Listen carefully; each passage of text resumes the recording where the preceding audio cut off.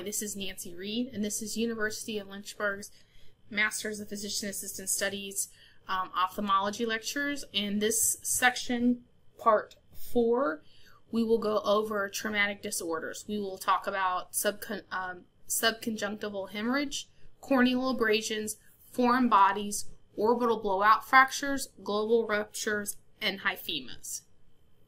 The first thing I'd like to talk about is subconjunctival hemorrhages. These hemorrhages are just breaks in the blood vessel that fill up the eye underneath the conjunctiva. These do not affect vision. There's minimal symptoms.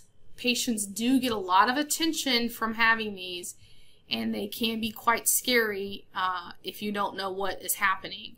And one of the things that's a telltale sign that this is subconjunctival hemorrhage is it stops the limbus. You will see right here, we talked a little bit in the anatomy, in the review of anatomy, the importance of this limbus region. You'll see the blood stops right there.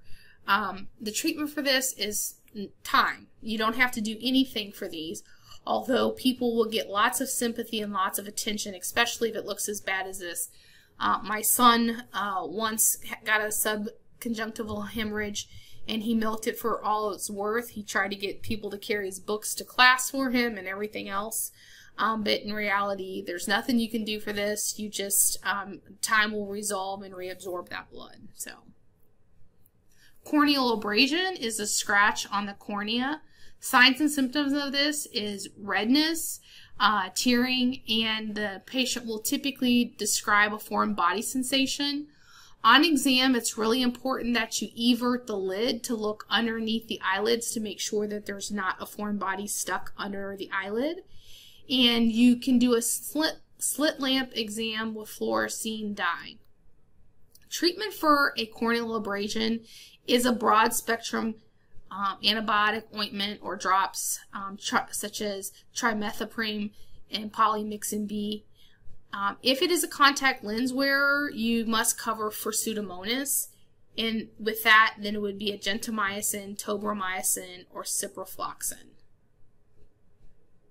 So the picture on the left-hand side shows a foreign body that is lodged on the underneath side of the eyelid, and every time that person opens and closes their eyelid, that foreign body scratches the cornea. On the right-hand side, this is a fluorescein stain of the eye, and you can see the uptake of the stain where the corneal epithelium has been scratched off. Foreign bodies, there's two types of foreign bodies. There are foreign bodies that are that lodge in the cornea, and then there are foreign bodies that go deeper, and they're called intraocular foreign bodies. Fluorescein stain, if you are unable to see the foreign body with the blind eye. So sometimes you'll look at somebody's eye and they'll have like a piece of metal in their eye, and then other times you just can't see it. So we recommend that you fluorescein stain anybody that you think has a foreign body that you can't 100% visualize. And you want to also make sure you inspect under the lids. To remove a foreign body that's lodged in the cornea, you'll take a sterile wet cotton tip applicator and you can just gently try to remove that foreign body. You do need to find out how long that they think the foreign body has been there. Depending on where the foreign body is at, if it is over the cornea area, the epithelium of the cornea regenerate very quickly, and so cells can actually grow over top of the foreign body and trap it. So if that happens, the sterile wet tip, the sterile cotton tipped applicator will not typically work. So sometimes I don't recommend this. They'll do this in an ophthalmology office, but sometimes they'll get sharp things such as a 18 gauge needle or smaller and try to scrape the epithelial cells off and then remove the foreign body itself. Steel foreign bodies can leave a rust ring and they need to be referred to an ophthalmologist. We give polymyxin and bacitracin ophthalmic ointment, and we do a follow-up exam in 24 hours. Intraocular foreign bodies get emergent referrals to ophthalmology. So on the left-hand side, you'll see a foreign body that's lodged there in the cornea, and that's being examined under a slit lamp. So if you have a foreign body that is lodged anywhere in this area, the epithelial cells are generated from this outward area where the limbus is inward. So it doesn't take very long for new epithelial cells to grow over top of that foreign body and entrap the foreign body. On the right hand side, this is a fishing hook, which is never any fun, in your eye, and that is called an intraocular foreign body, and that is an immediate referral. The next trauma I would like to talk about is an orbital blowout fracture. And orbital blowout fractures are secondary to trauma. The force ruptures typically the medial wall or the floor of the globe, and what happens is muscle and fat become entrapped in the fracture. And this is called enophthalmos, and it leads to double vision and an upward gaze. So you can see over here on the affected right-hand side, this person is looking upward based on the healthy eye, but the right eye is entrapped, and so this person cannot look upward. Anytime the eyes don't work together, remember, then you're going to be seeing double vision. So the treatment for this is surgery, and they have to go in and reinforce the floor or the medial wall of the globe. So the floor or the medial wall of the orbit.